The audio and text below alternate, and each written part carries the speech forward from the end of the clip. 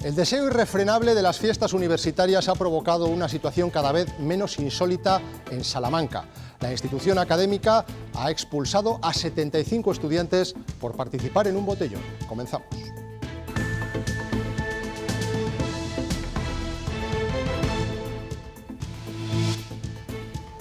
La Universidad de Salamanca ha expulsado a 75 alumnos de Estadística por participar en una barra libre. La institución académica ha suspendido las clases presenciales en ese grado hasta que culmine el rastreo y tengan los resultados de las PCR. Buenas noches. La situación se tensa en la Universidad de Salamanca y el impacto de los contagios obliga mañana a confinar perimetralmente otro municipio de Valladolid, San Pedro de la Tarce, con 500 habitantes. Allí está Laura Barros. Laura, cuéntanos. Sí, buenas noches. A día de hoy son 49 los positivos en este municipio de menos de 500 habitantes. El virus se ha propagado con rapidez en la última semana y por eso la Junta ha decidido confinar esta localidad. Las medidas entran en vigor en la madrugada del martes al miércoles. Todo en un día de la hispanidad marcado también por la operación Retorno del Puente. En las carreteras se ha notado el cierre de Madrid. Nos vamos en directo a la A62 en Tordesillas. Jorge Francés, ¿qué volumen de tráfico tenemos a estas horas? Se circula con total normalidad, tráfico fluido que se ha repetido durante toda la tarde en las carreteras de Castilla y León. De hecho, a esta hora no hay ninguna incidencia en ninguna vía de la comunidad, ni siquiera en los accesos a Madrid, que se situarían a estas horas los problemas en una tarde de vuelta a casa de puente como esta. Y es que esa ausencia de madrileños ha hecho descender drásticamente el número de desplazamientos por Castilla y León. En Castilla y León hay 500 familias insumisas. Han decidido no llevar a sus hijos a clase porque tienen miedo a los contagios. Alegan enfermedades peligrosas y piden soluciones a la Junta. El patio de armas del Palacio Real en Madrid ha sido el escenario de un singular y austero día de las Fuerzas Armadas. Todos los poderes del Estado representados y gestos muy fríos, por ejemplo, entre Díaz Ayuso y Pedro Sánchez, o el inexpresivo saludo de Pablo Iglesias a Felipe VI. Y en cuanto al tiempo, vamos a seguir con ambiente fresco. Mañana subirán un poco los termómetros, pero el miércoles volverán a bajar. Y la segunda mitad de la semana será casi invernal, con madrugadas muy frías. Dentro de 5 días, Miguel Delibes cumpliría 100 años. En Castilla y León Televisión le vamos a homenajear, recorriendo su obra y sus reflexiones, muy vigentes a día de hoy.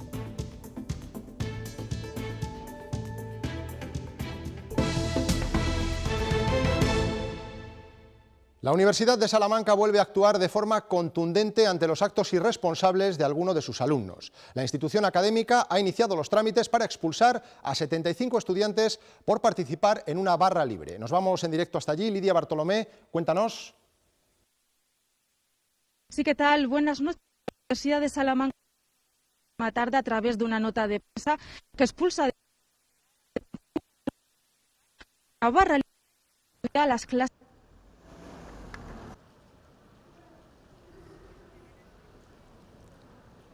Parece que tenemos algún problema para poder escuchar correctamente a nuestra compañera. En cualquier caso, la noticia es esa. La Universidad de Salamanca ha iniciado el expediente para sancionar con la expulsión a 75 estudiantes que habían participado en una barra libre dentro del programa de novatadas que habían iniciado, como decimos, estos alumnos de la Facultad de Estadística. Luego trataremos de recuperar esa información. En Castilla y León hay 500 padres que han decidido no llevar a sus niños a clase. Justifican la insumisión por la presencia de algún enfermo grave en la familia y entienden que la justicia les ampara. Ahora lo piden a la Consejería de Educación, que les dejen estudiar desde casa. Esta madre vive con miedo a que su hija se contagie de coronavirus porque podría tener graves complicaciones. Le supondría posiblemente un ingreso como mínimo, ya que tiene una mancha en el pulmón y es asmática.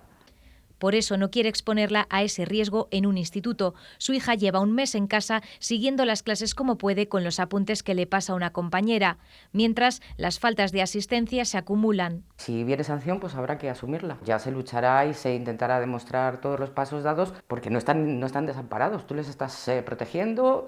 Educación le ha dicho que pida la atención educativa domiciliaria, un servicio establecido en 2019 que no contempla casos como el suyo, porque los criterios no tienen en cuenta una situación de pandemia. Estamos en una situación excepcional, es que hay que tomar medidas excepcionales y no las están tomando. Tampoco reciben respuesta a sus peticiones los padres con patologías de riesgo que han decidido no llevar a sus hijos porque están en juego sus vidas. Mi esposa tiene problemas de coagulación y a mí en el mes de febrero me han detectado un tumor en la cabeza y ahora mismo estoy en tratamiento oncológico. Según la tabla de patologías que marca el Ministerio, yo padezco 3 de ellas. Pero como sus hijos están sanos, en el centro les dicen que la educación es presencial y si no serán absentistas. Se ciñen a lo que les diga la Consejería de Educación, es lo que me contesta el director. Le crea ansiedad el decir que se puede contagiar en el colegio y que pueda perjudicar a mamá. El curso avanza y estas familias siguen en un limbo en el que les ha dejado la Consejería de Educación. Estas familias se agarran jurídicamente a un informe de la Abogacía del Estado y han decidido agruparse en una plataforma para reclamar, mientras no mejore la situación epidemiológica, el derecho a la educación telemática. Las familias que están en su casa, su máxima preocupación ahora mismo es que sus hijos pierdan el curso, que no se les evalúe, que no puedan seguir el ritmo de aprendizaje, puesto que desde la mayoría de los centros no se les está facilitando, y de que al final definitivamente sus hijos sí que vayan a perder un curso escolar.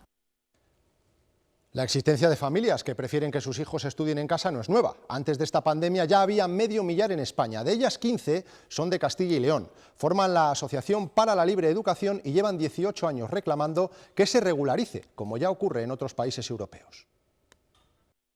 En nuestro país existe una inseguridad jurídica para las familias que realizamos educación en casa, ya que si bien la Constitución permite que se pueda realizar la educación que crea la familia más conveniente, la Ley General de Educación indica que es obligatoria la escolarización entre los 6 y los 16 años, confundiendo así educación con escolarización. Vamos a tratar de recuperar la información con la que abríamos este informativo. 75 alumnos de Estadística de la Universidad de Salamanca han sido expulsados por la institución académica después de que participaran en un botellón, en una barra libre. Los detalles los tiene nuestra compañera Lidia Bartolomé. Lidia, buenas noches de nuevo, a ver si ahora te podemos escuchar. Sí, como decíamos, la Universidad de Salamanca ha informado esta misma tarde a través de una nota de prensa que expulsa de forma cautelar a 75 alumnos por convocar una barra libre que sustituía a las clásicas novatadas. Las consecuencias de este acto irresponsable es que los alumnos del grado de Estadística tendrán que recibir las clases de forma online, al menos hasta que se conozcan los resultados de las pruebas PCR y termine ese rastreo. Además, la vicerrectora de estudiantes se ha puesto en contacto con otros estudiantes que habrían participado en fiestas en pisos para advertirle de las consecuencias de estos hechos. Recuerda así la institución académica que actuará de forma contundente ante cualquier comportamiento que suponga un peligro para la salud pública. Este lunes Castilla y León ha sumado 686 nuevos contagios de COVID-19. El acumulado desde el inicio de la pandemia asciende ya a casi 65.000. El dato es más bajo que el de ayer, cuando se registraron unos 925 positivos. Se han comunicado además 8 fallecidos en los hospitales. En la comunidad hay 408 brotes activos. Les vamos a mostrar ahora una estadística que evidencia el fuerte impacto de la COVID-19 en la mortalidad en Castilla y León. En lo que llevamos de 2020 se ha incrementado un 20%. La media de los años anteriores era de 9,86 fallecimientos por cada 1.000 habitantes y en pandemia esa cifra ha subido a 11,9 defunciones. En el caso de las residencias de ancianos, el dato es aún más dramático. La mortalidad creció un 38% respecto a años anteriores. La incidencia de los positivos ha provocado un nuevo confinamiento perimetral en la provincia de Valladolid, en el municipio de San Pedro de la Tarce. Según el delegado territorial, se va a anunciar mañana. Laura Barros, ¿cómo ha recibido la noticia el pueblo? Pues se lo han tomado muy bien, están conformes con la medida porque son conscientes de que el número de contagios está aumentando peligrosamente y por eso respaldan ese confinamiento. Tienen la esperanza además de que ocurra lo mismo que en el Carpio, donde mañana mismo se levantan las restricciones porque las medidas han surtido efecto. También en Íscar y Pedrajas de San Esteban, pero en estos dos municipios siguen produciéndose contagios. Preocupa sobre todo Pedrajas de San Esteban, donde la incidencia acumulada ha bajado, pero sigue siendo muy elevada, de 1.800 casos por cada 100.000 habitantes. Precisamente para evitar que el virus se siga propagando, la Junta de Castilla y León ha decidido confinar este municipio, San Pedro de la Tarde. Se había detectado ya hace aproximadamente una semana un brote que habíamos hecho público asociado a la zona básica de salud de Mota del Marqués, pero a la vista de los resultados y de la dimensión que ha adquirido el brote, y dado también además el volumen de habitantes del pueblo, hay que señalar que el brote son aproximadamente unas 49 personas en un pueblo que tiene menos de 500 habitantes, se ha decidido aplicar a partir de mañana medidas de confinamiento. Siguen los incumplimientos por parte de quienes tienen que mantener la cuarentena y no lo hacen. Solo en la última semana 77 personas han sido denunciadas en Castilla y León por saltarse el aislamiento obligatorio. Son el 6% de las casi 1.300 personas a las que en los últimos 7 días hicieron seguimiento los cuerpos de seguridad del Estado. Desciende ligeramente la ocupación de las UCIs en Castilla y León. Según los últimos datos, de las 372 camas disponibles en los hospitales de nuestra comunidad, hay ocupadas 241, es decir, el 65% de todas las que están habilitadas. Por provincias, esta que ven es la situación en estos momentos. El Hospital de Burgos, que ayer alcanzaba el 86% de ocupación en sus UCIs, hoy está por debajo del 80%. Muy cerca de esta cifra se encuentra el Hospital Río Ortega de Valladolid. Ahora nos vamos a ir hasta El Bierzo, porque 20 de los 60 internos y 3 trabajadores han dado positivo por COVID de la residencia San Blas de Favero. La dirección del centro los tiene aislados junto a otros 15, a pesar de que han dado negativo. Es el segundo brote en centros sociosanitarios del Bierzo, después del registrado en la residencia El Camino de Cacabelos, con 38 positivos. En El Bierzo siguen aumentando los casos, especialmente en las 4 zonas del área de salud de Ponferrada, que suma 186 en los últimos 7 días.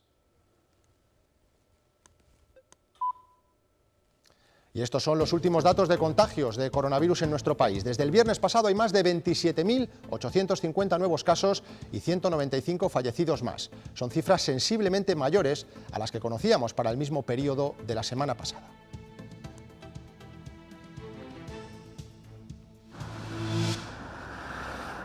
Operación retorno en las carreteras de Castilla y León. Este año la vuelta del puente es diferente. Varias ciudades confinadas, entre ellas Madrid, que han reducido de forma considerable el tráfico.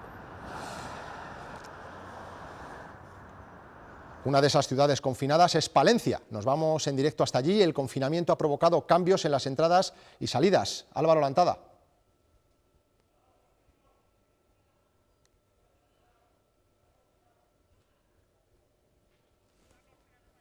Bien, parece que tenemos algún problema con esa conexión, luego también trataremos de recuperarla. Nos vamos a ir hasta Segovia, porque es una de las zonas también conflictivas históricamente, cuando el tráfico se intensifica, sobre todo por la entrada de los madrileños. Hoy suponemos que la situación será muy diferente. Patricia Martín, buenas noches. Hola, muy buenas noches. Pues efectivamente la situación es muy diferente a la que solemos encontrarnos en las operaciones de retorno de tráfico en este punto de la provincia de Segovia, en la playa de peajes de la AP6 de San Rafael.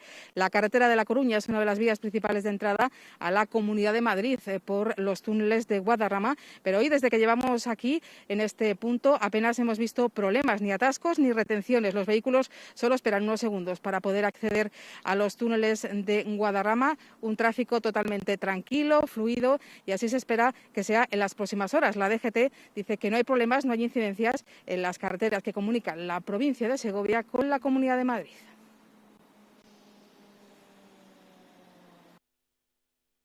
Otro de los puntos calientes del tráfico del país lo encontramos en el nudo de Tordesillas, en Valladolid. Allí está Jorge Francés. Jorge, ¿cómo están las cosas por allí? Tráfico fluido en este nudo de Tordesillas, en Valladolid, en una tarde de vuelta a casa de puente en el que se solían registrar retenciones y tráfico intenso. Sin embargo, hoy tan solo hemos notado algo más de circulación que un domingo cualquiera. Se nota esa ausencia de madrileños que ha hecho caer drásticamente el número de desplazamientos por Castilla y León. A estas horas no se registra ninguna incidencia en las principales vías de la comunidad.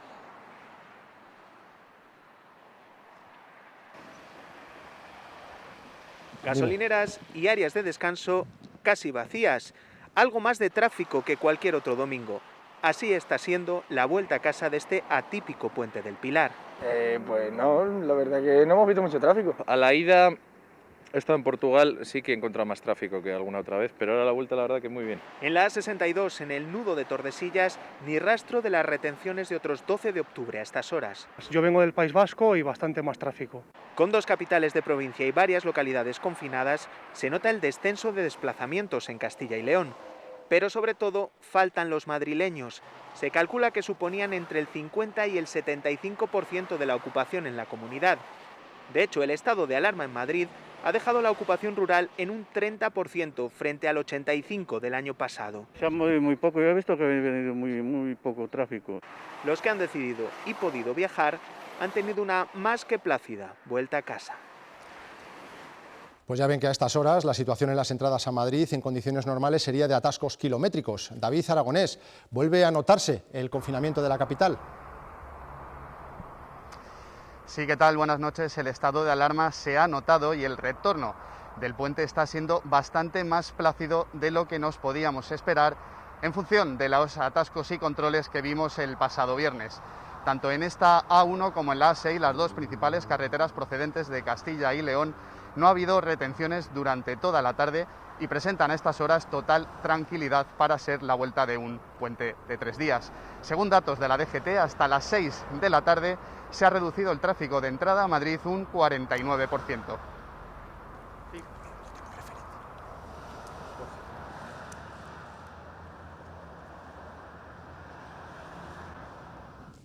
Una mujer de 72 años y vecina de Madrid ha fallecido en un accidente de tráfico en Soria. La conductora se disponía a salir de un stop cuando un camión que se aproximaba por su izquierda arrollaba su vehículo. Su acompañante ha sido trasladado al hospital de Soria en estado grave y el conductor del camión ha resultado ileso. El siniestro se ha producido en un peligroso cruce entre una carretera comarcal y otra autonómica, en Berlanga de Duero.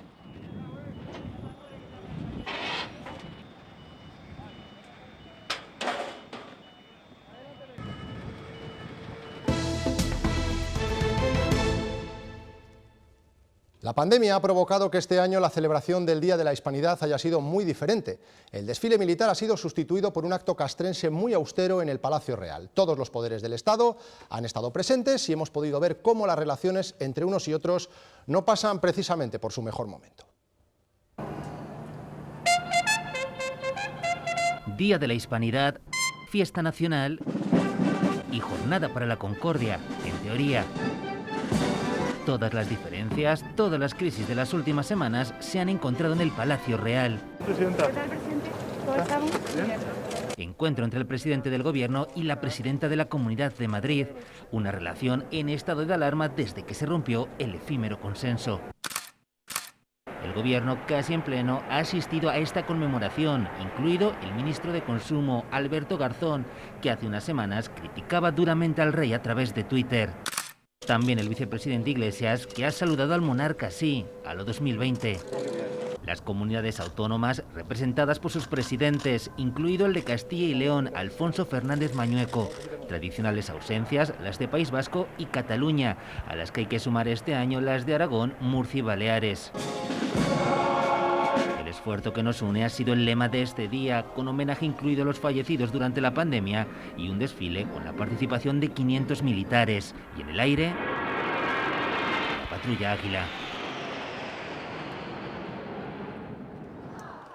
Tanto a la llegada como a la salida del acto militar, el gobierno al completo ha sido abucheado por centenares de personas que llevaban banderas de España. La mayor parte de las críticas se las ha llevado el presidente Sánchez, que ha sido recibido con gritos de dimisión por parte de los asistentes y también de libertad en relación al estado de alarma. Esa imagen contrasta con los aplausos y ovaciones para el rey Felipe VI. En ese acto de Madrid también ha estado el presidente de la Junta. Antes de viajar y a través de un vídeo comunicado, Mañueco ha pedido unidad. Considera que es la mejor receta para superar estos momentos. También ha defendido el papel de la monarquía. Una nación que debemos defender con pasión todos los que creemos en ella, especialmente a través de sus símbolos e instituciones, desde el más alto símbolo de unidad y permanencia de nuestra nación, como es la monarquía, a la expresión de su diversidad territorial, de nuestras comunidades autónomas. En el Día de la Hispanidad, Vox ha convocado a sus votantes para protestar contra el estado de alarma decretado por el Gobierno en la Comunidad de Madrid, una convocatoria que se ha extendido por diferentes ciudades españolas, también en Castilla y León. La de Madrid ha sido la manifestación más numerosa. Estaba convocada por redes sociales, pero no se ha comunicado de forma oficial a la delegación del Gobierno. Y los españoles no tienen que pedir permiso para ondear su bandera nacional, para gritar ¡Viva el Rey y viva España! No tienen que pedir permiso. El paseo de la Castellana completamente atascado, muchas banderas de España, pero no tantas mascarillas. Los manifestantes reclaman la dimisión del Gobierno de Pedro Sánchez. Porque no estoy de acuerdo con la política que hay. Lo que hay que hacer es echar al Gobierno. No entendemos tampoco el tema de los confinamientos de carácter masivo. En Castilla y León las protestas también han llegado a nuestras ciudades. Mucho ruido en Valladolid, pero también en Palencia, Segovia, Ávila, Salamanca o Burgos. Cada uno donde sea salga y reivindique el derecho que tenemos a sentirnos españoles y a defender nuestras libertades. Aunque no todos los que han acudido querían teñir la fiesta nacional con tintes políticos. Estamos para celebrar el Día de la Hispanidad. Es una celebración, no vamos a hablar ni de Vox, ni del Gobierno, ni de nada. Y quizá por eso, porque el día se merecía celebrar, hemos escuchado muchos vivas. ¡Viva España y arriba el rey! ¡Viva la Guardia Civil! ¡Viva España! ¡Viva la Policía Armada! La moción de censura de Vox será la quinta que se plantea en democracia. Se debatirá el 21 y 22 de octubre, en plena pandemia y crisis sanitaria. Un grupo de representantes de Vox ha custodiado durante toda la noche el monumento a Colón en Valladolid para evitar actos vandálicos. En esa zona de la ciudad lo han conseguido, pero no en la Casa Museo Colón. Así ha amanecido la fachada exterior de este edificio. Desde primera hora los equipos de limpieza del ayuntamiento se han afanado en borrar las pintadas en las que se podía leer 12 de octubre, nada que celebrar.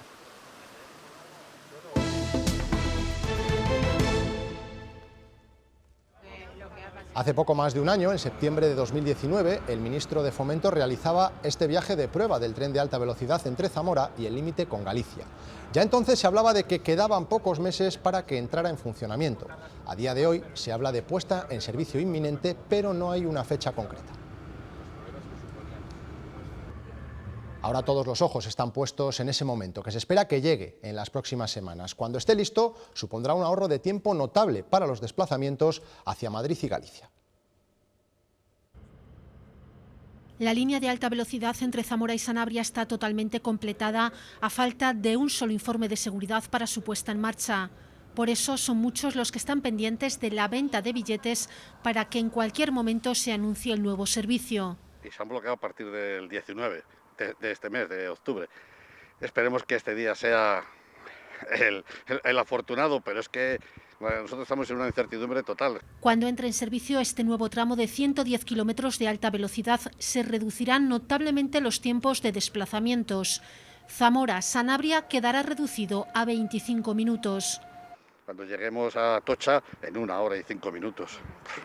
Una gozada. Y además, si ponemos velocidades de 300 kilómetros por hora, yo creo que se podría hacer en menos de 1 hora plantarte en Madrid. Cuando este tramo se abra al tráfico, solamente quedará una zona por concluir de este tren de alta velocidad entre Madrid y La Coruña. Será el tramo entre la provincia de Zamora y Ourense, el más complicado orográficamente y del que no hay plazos para su apertura, aunque se habla de algo más de año y medio. Desde aquí también se pide que se amplíen los servicios, reducidos drásticamente desde el inicio de la pandemia, para facilitar que se pueda vivir en Zamora y trabajar o estudiar en Madrid. La fecha para que empiece a llegar el dinero de Europa continúa en el aire.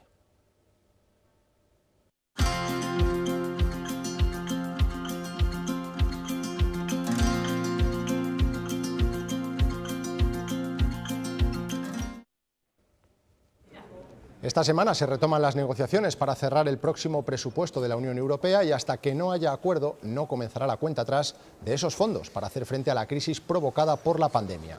En el peor de los casos podríamos hablar incluso de un retraso hasta la última mitad del próximo año, algo que afectaría especialmente a países como el nuestro.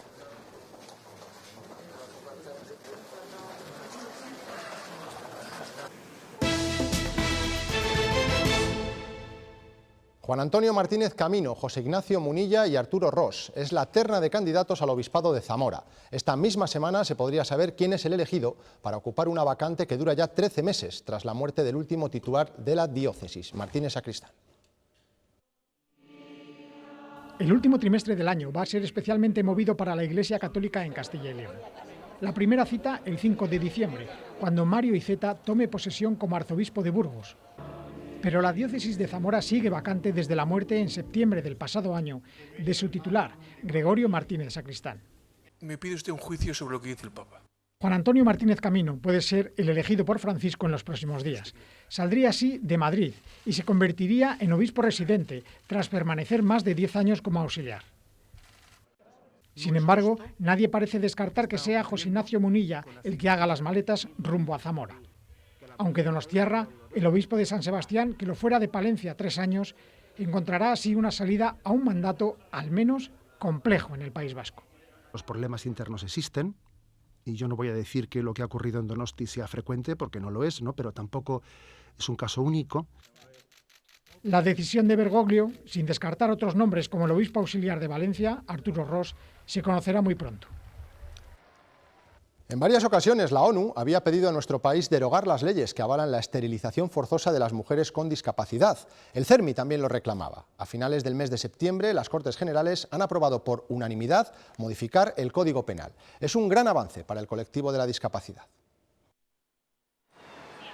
Alrededor de un centenar de mujeres son esterilizadas forzosamente cada año en nuestro país, pero este dato solo es la punta del iceberg.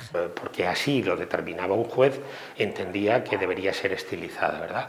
Y esta era una cuestión que normalmente, bueno, pues no se discutía porque estaba amparada por la ley. Las entidades que trabajan en el sector de la discapacidad defienden el empoderar a la persona para que sea ella la que decida. Con los apoyos adecuados y necesarios, tiene que ser quien al final decida sobre su vida. Ella me llama cuando tiene alguna necesidad o tiene alguna duda sobre algo, ya sea en sus relaciones personales, en el tema laboral. Patricia trabaja con Sara, quien tiene discapacidad y también es madre de un niño de 6 años. Y había mucha familia que me decía de que abortara. En el camino que ella eligió había muchos baches y sobre todo miedos. Primero que la quitaran el niño y segundo que su hijo tuviera discapacidad. Pero contó con los apoyos suficientes para seguir adelante. Vamos a llevarte a que hagas prácticas en la guardería, para que sepa cambiar un pañal. Orgullosa nos enseña las fotos de su hijo y nos cuenta los logros conseguidos porque Sara trabaja como operaria desde hace 3 años. Me independicé,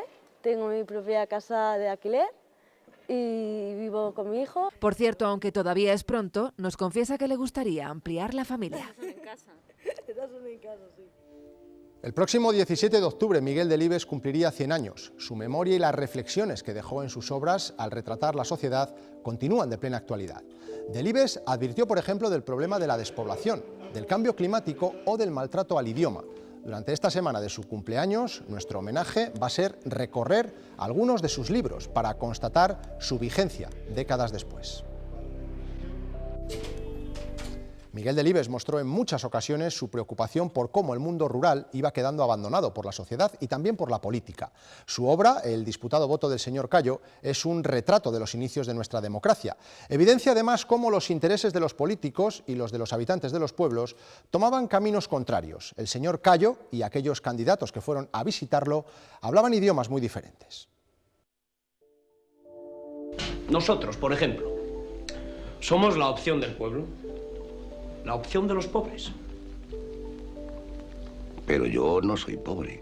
Esta conversación podría haberse tenido en la última campaña electoral. Sin embargo, Miguel Delibes la escribió en 1979. Aquella política de la recién estrenada democracia no ha cambiado tanto. El político siempre es el mismo y sobre todo en la dinámica cuando hay elecciones. Ni el abismo entre la ciudad y el mundo rural. La realidad que refleja Delibes del año 78, 42 años después, es una realidad todavía más pavorosa, ¿no? Porque al señor Cayo no le interesa nada de lo que le dicen los candidatos que han ido a visitarle. La vigencia de Cayo es, bueno, la pluralidad. Es decir, hay muchas formas de vida. El politólogo Manuel Alcántara sigue utilizando esta obra de Delibes en sus clases. Asegura que primero los movimientos como la España vacía y ahora la pandemia la mantienen en constante actualidad. Un territorio que evidentemente no da votos y los políticos se alejan del mismo. Pero probablemente la pandemia viene a, de alguna manera, a reivindicarlo, ¿no? Escribió Delibes que había hecho sociología en sus novelas. Su retrato de un campo y una ciudad más de espaldas que enfrentados anunciaba el abandono que sufriría el mundo rural en las siguientes décadas de progreso democrático. También advertía del entonces incipiente drama de la despoblación de la España interior. El Museo Natura Ibérica de Carracedelo en el Bierzo renace, transformando en el Munic. Y lo hace con una exposición que acerca al público la figura de uno de los científicos más importantes de la historia, Darwin y el viaje que cambió la vida. Con él les dejamos. Recuerden que pueden seguir informados permanentemente en nuestra página web. Adiós. ¿Quién mejor que Darwin, sinónimo de evolución, para abrir la nueva etapa del Museo Natura Ibérica de Carracedelo, transformado ahora en Munic? Es una personalidad muy importante, universalmente conocida y sobre todo para integrar, ¿no?, lo que es la colección permanente a una aventura, a una exposición que yo creo que creará un antes y un después en el museo. La exposición gira en torno a la travesía que en 1831 inició a bordo del Beagle, que le proporcionó las ideas necesarias para su libro más revolucionario, El origen de las especies, del que podemos ver un ejemplar original.